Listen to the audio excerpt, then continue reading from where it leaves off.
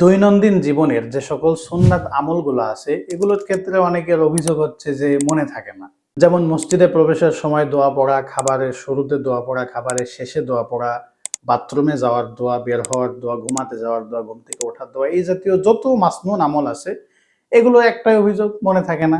কিন্তু আমরা যদি একটা ছোট্ট টেকনিক অবলম্বন করি তাহলে কিন্তু এটা আর কোনো দিনে আমরা ভুলবো না এবং অটোমেটিক এই আমলগুলো হতে থাকবে। সেটা হচ্ছে যে আমাদের ব্রেনের একটা অংশ আছে যেটাকে সাবকনসাস মাইন্ড বলা হয়।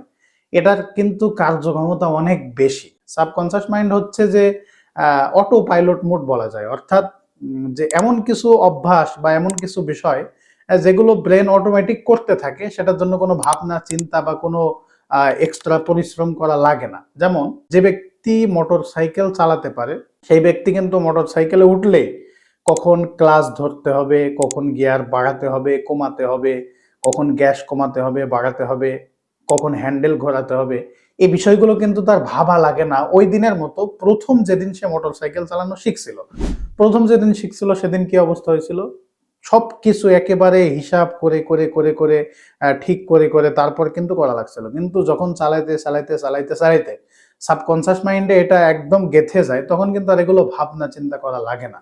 তো এই টেকনিকটা অবলম্বন করে বা সাবকনসাস মাইন্ডের সহায়তা নিয়ে আমরা প্রথম প্রথম কিছু সুন্নাত আমল খুবই তাকিদের সাথে, খুবই জোরদারের সাথে যদি আমরা পালন করতে পারি, যেমন আমরা যখনই আমি বাথরুমে প্রবেশ করছি অবশ্যই দোয়া পড়বো, দোয়া ছাড়া আমি প্রবেশ করবো না। এবং দোয়া পড়া ছাড়া যদি প্রবেশ করে ফেলি তাহলে আবার বের হয়ে আসবো এবং তারপর আবার দোয়া পড়ে প্রবেশ করব।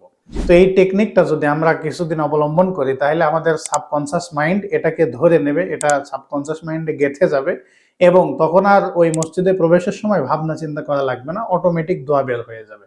খাবার শুরুতে খাবার খাওয়া শুরু করলে অটোমেটিক বিসমিল্লাহ বের হয়ে যাবে।